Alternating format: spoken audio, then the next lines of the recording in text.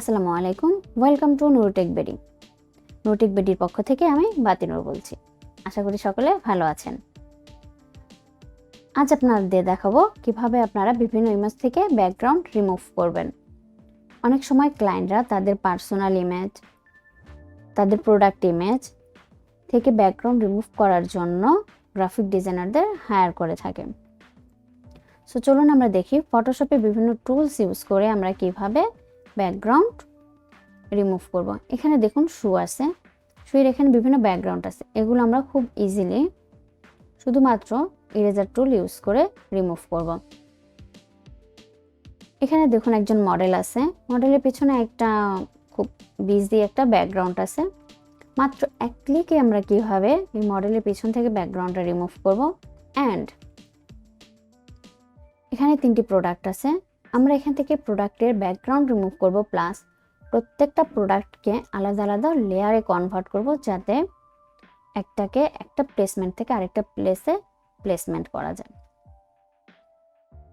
So চলুন তাহলে আমরা দেখে নিচ্ছি কিভাবে আমরা ব্যাকগ্রাউন্ডগুলো রিমুভ করব। আর ব্যাকগ্রাউন্ড রিমুভ করার জন্য আমরা এখানে quick selection tool, eraser tool and pen tool use করব।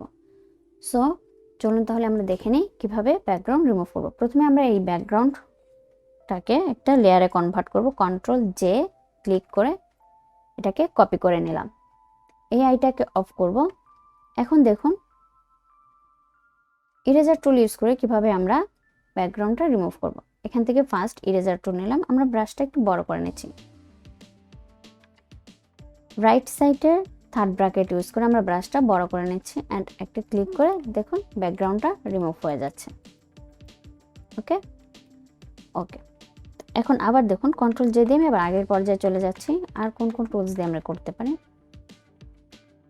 ব্যাকগ্রাউন্ড ইরেজার টুল, এটা আমরা একটু বড় করে নিচ্ছি। থার্ড ব্র্যাকেট ক্লিক করে রাইট থার্ড ব্র্যাকেট, এখানে দেখুন আমি ক্লিক করে যদি এখানে মুভ করতে থাকি ব্যাকগ্রাউন্ডটা রিমুভ হয়ে যাচ্ছে। খুব ইজিলি ব্যাকগ্রাউন্ডটা রিমুভ হয়ে যাচ্ছে।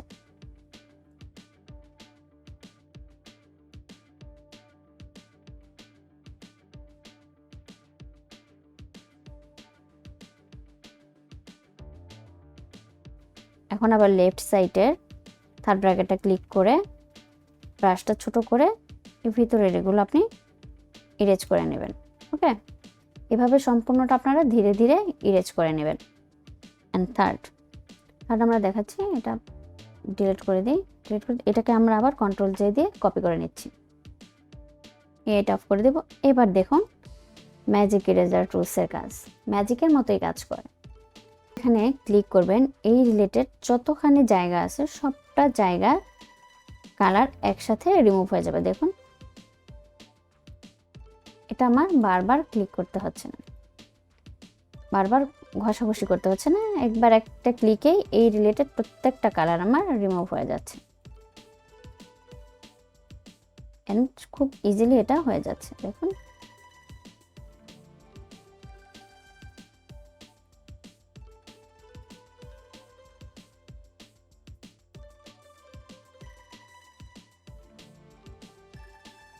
আপনার চাইলে আরেকটু জুম করে দেখে নিতে পারেন কোথাও কিছু বাকি রয়ে গেল কিনা। জুম করবেন আপনারা কন্ট্রোলে ক্লিক করে, কিবোর্ডের কন্ট্রোলে ক্লিক করে প্লাস চিহ্নতে ক্লিক করবেন, তাহলে দেখবেন এটা জুম হচ্ছে। কন্ট্রোল চেপে রেখে কিন্তু প্লাস চিহ্নতে ক্লিক করতে হবে।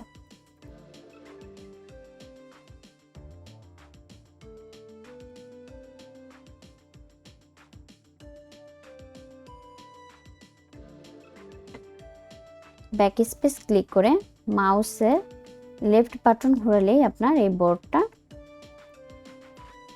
একদিক থেকে আরেক দিকে মুভ করা যাবে। দেখুন এখানে সম্পূর্ণ ইরেজ হয়ে গেল। একটু সময় নেবে।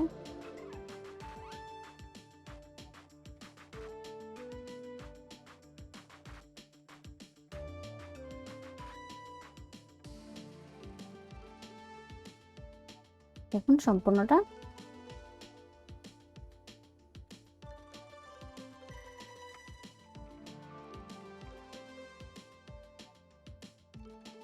দেখুন সম্পূর্ণ ইমেজটা খুব সুন্দরভাবে এডিট করা হয়ে গেল, মানে সম্পূর্ণ ইমেজটা থেকে খুব সুন্দরভাবে ব্যাকগ্রাউন্ডটা রিমুভ করা হয়ে গেল। এবার চলুন সেকেন্ড ইমেজ।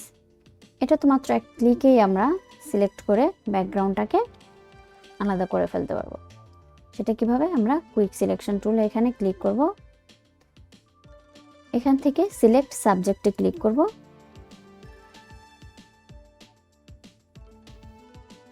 দেখুন সম্পূর্ণ সাবজেক্টটা আমাদের সিলেক্ট হয়ে গেছে। এখন আমরা কি করতে পারি, এটাকে আমরা কন্ট্রোল জে ধরে আরেকটা কপি করে নেব, এই আইটা অফ করে দেব। দেখুন ব্যাকগ্রাউন্ডটা রিমুভ হয়ে গেছে। এটার আরেকটা সিস্টেম আছে মাস্কিং এর মাধ্যমে, সেটাও আমি দেখাচ্ছি। এই লেয়ারটা ডিলিট, আমরা সিলেকশন থেকে আবার সিলেক্ট সাবজেক্ট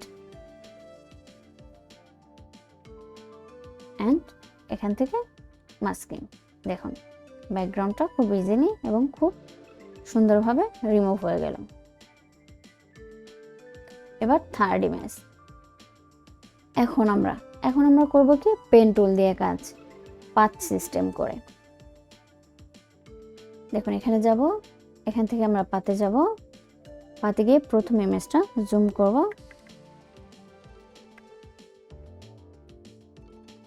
এবার দেখুন এখান থেকে আমরা পেন টুল সিলেক্ট করে এটা খুব নিখুঁতভাবে করার জন্য একটু আপনাকে সুন্দরভাবে কাজটা করতে হবে। কন্ট্রোল চেপে এই যে অংশটা দেখতে পাচ্ছেন, আমি আরেকটু জুম করে দেখাচ্ছি। কন্ট্রোল ক্লিক করে আপনারা এইটাতে ক্লিক করে একটু এপাশে আনতে পারেন, একদম অ্যাডজাস্টমেন্ট, এটা বরাবর যেন অ্যাডজাস্ট হয়। আর আপনারা খুব সুন্দরভাবে এডিট করার জন্য এবং পারফেক্টলি এডিট করার জন্য ইমেজটাকে 300 থেকে 500 পর্যন্ত, 300% থেকে 500% পর্যন্ত জুম করে নিতে পারেন। আর এই পার্সেন্টেজটা আপনি দেখুন এই যে এই কর্নারে লেখা থাকবে। দেখুন এখন আমরা এটা মাউসের লেফট বাটন ক্লিক করে এটা এইভাবে আমরা সিলেকশন করে নেব।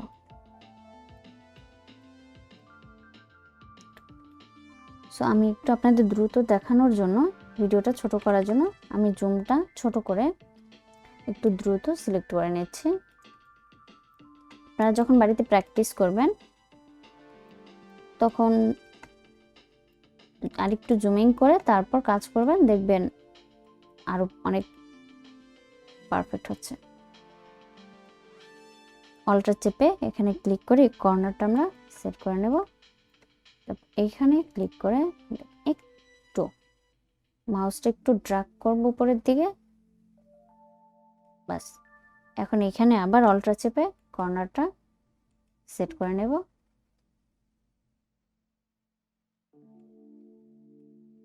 দেখুন এটা আমি কিন্তু মাউসে ক্লিক করে ড্র্যাগ করে নিলাম। এখন কিন্তু আর আমরা অল্টার ক্লিক করছি না, কারণ আমরা এখন এটাকে কাট করব না, পরে যাতে এডিট করা যায় সেজন্য আমরা এটাকে এভাবেই রেখে দেব।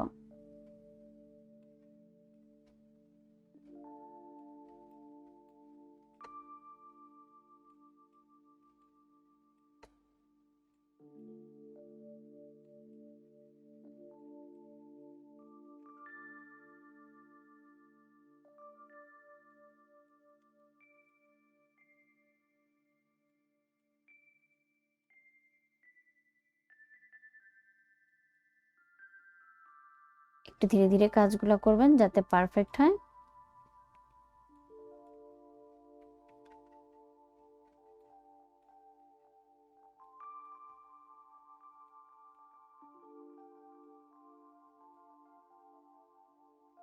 ডান। এটা কি হবে, এটার নাম দেব আমরা পাথ 1। এখানে ডাবল ক্লিক করব করে এটা নাম দেব পাথ 1। এখন নতুন আরেকটা লেয়ার নেব পাথ 2। সেকেন্ড লেয়ারের নাম দেব আমরা পাথ 2। একটু জুম আউট করি। এবার আমরা পাথ 2 তে রাখবো এই ইমেজটা, এই প্রোডাক্ট ইমেজটা আমরা পাথ 2 তে রাখবো।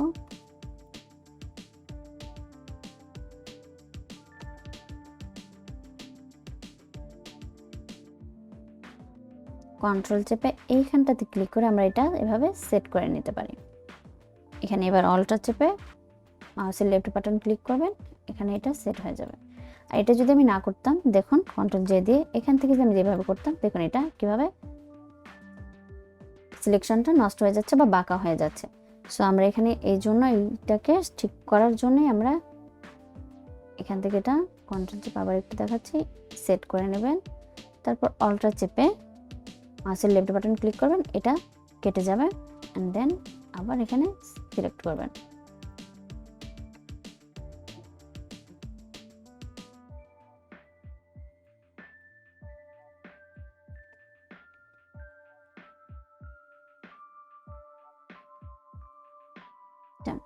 এবার আমরা নিউ আরেকটা লেয়ার নেব, সেটার নাম দেব পাথ 3।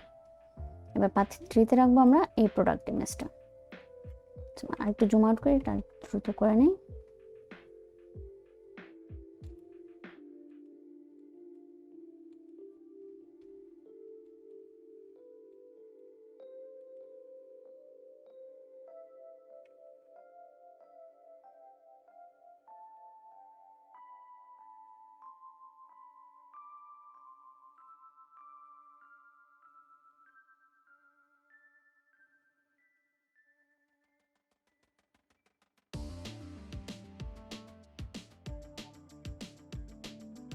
ভিডিওটি যদি সম্পূর্ণ দেখেন তাহলে পাথ নিয়েও আপনাদের কোনো সমস্যা হবে না। তারপরেও যদি কখনো কোনো সমস্যা হয় জানাবেন, বা পাথ নিয়ে যদি আপনাদের আরও কিছু বা আরও ডিটেলসে জানার থাকে আমাদের জানাবেন, আমি অবশ্যই ভিডিও নিয়ে হাজির হব।